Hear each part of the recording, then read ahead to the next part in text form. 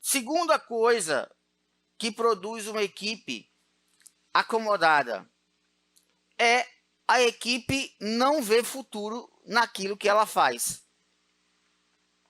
Ou seja, ela perdeu o propósito daquilo que ela faz.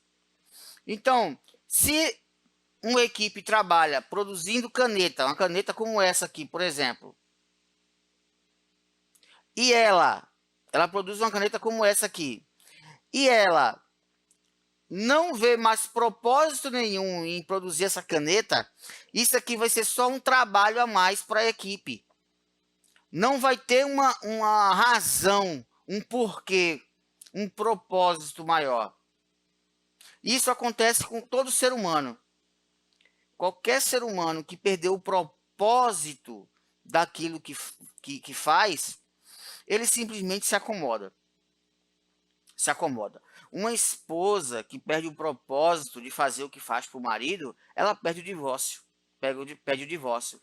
O marido que perde o propósito do casamento, ele perde o divórcio.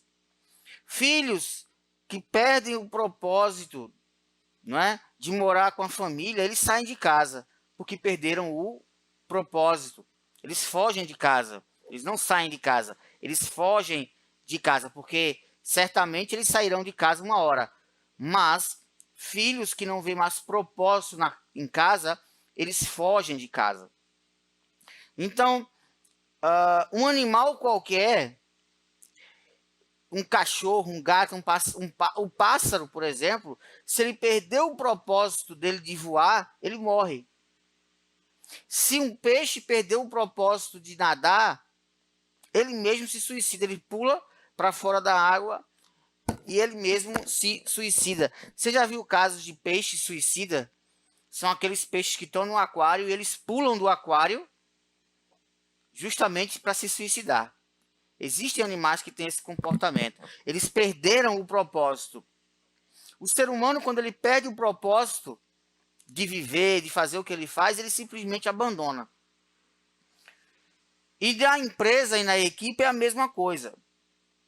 Se as pessoas do seu departamento, se as pessoas do seu setor perderem o propósito do trabalho que elas fazem, perderem a razão, o motivo maior pelo qual elas fazem o que elas fazem, elas vão, de fato, não ver futuro no que elas fazem.